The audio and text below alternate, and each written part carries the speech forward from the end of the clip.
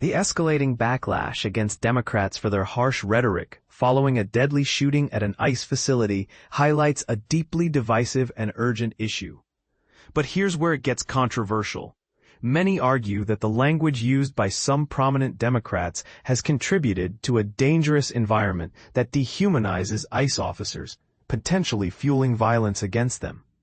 In recent times, officials from the Trump administration have strongly criticized members of the so-called Squad and other leading Democrats for employing inflammatory language that they claim has led to the demonization and dehumanization of Immigration and Customs Enforcement, ICE agents.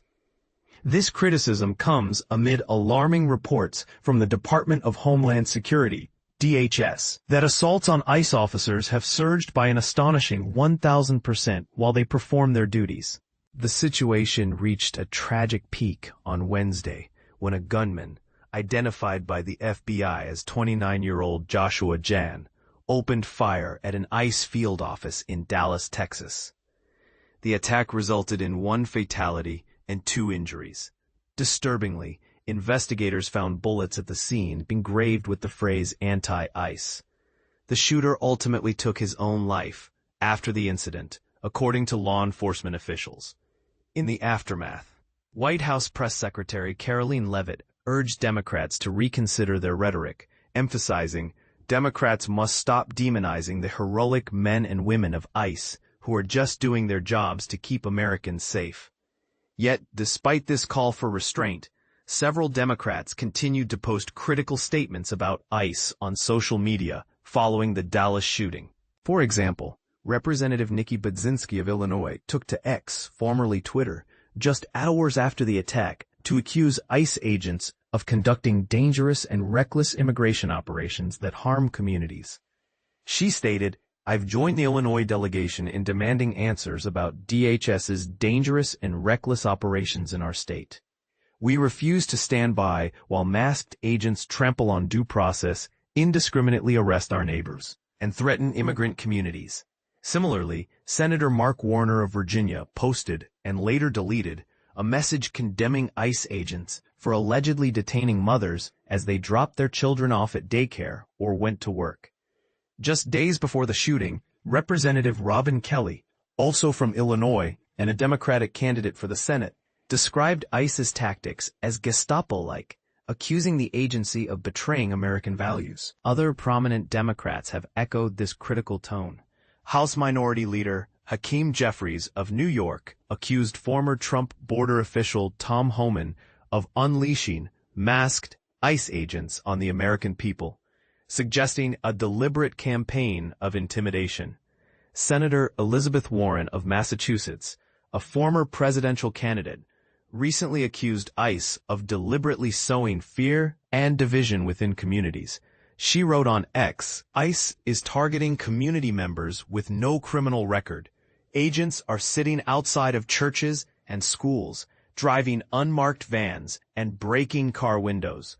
These violent ICE arrests don't make us safer. They intentionally stoke fear and tear communities apart. On the Senate floor, Senator Dick Durbin of Illinois expressed deep concern about federal officials targeting individuals based on their appearance or ethnicity. ICE is arresting first and asking questions later, Durbin said. I've seen the devastating impacts of these policies in my state. People live in fear of masked men in unmarked vans who can grab them at any time because of how they look or their accent. Durbin added that this climate of fear has real consequences. Parents are terrified to take their kids to school, and businesses are suffering as people are scared to go to work. Members of the Squad have also faced criticism for their harsh stance on ICE. The day before the Dallas shooting, Representative Ilhan Omar of Minnesota shared a now-deleted news story accusing ICE agents of using a 5-year-old autistic child as bait to capture her undocumented father. Homeland Security later disputed this claim, stating that the father, Edwards Hip Mejia, had abandoned the child during the pursuit. Omar reposted the story with the comment, "This is vile and beyond cruel. Abolish ICE."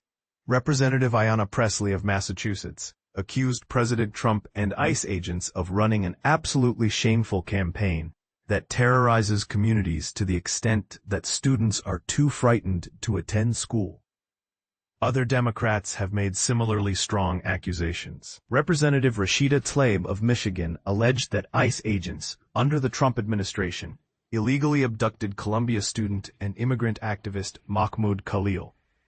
Representative Pramila Jayapal of Washington claimed that ICE engages in racial profiling and kidnappings based solely on Latino appearance or speaking Spanish, accusing Trump of turning law enforcement into a secret police to intimidate communities. In response to these criticisms, the Department of Homeland Security has called for an end to the dehumanizing rhetoric against ICE officers.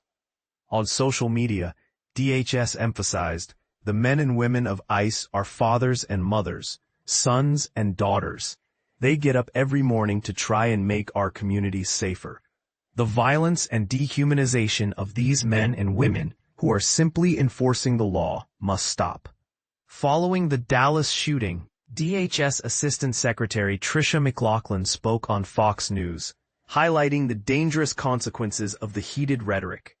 She revealed that ICE agents and their families have been doxxed and targeted, calling the situation absolutely unacceptable. McLaughlin stressed the responsibility of the media and politicians to tone down their language to prevent further harm or loss of life, describing the day of the attack as awful. Former President Donald Trump also weighed in on the issue via Truth Social, demanding, "I am calling on all Democrats to stop this rhetoric against ICE and America's law enforcement right now." This ongoing debate raises critical questions. Does the language used by political leaders contribute to real-world violence? Should there be limits on how public officials discuss law enforcement agencies?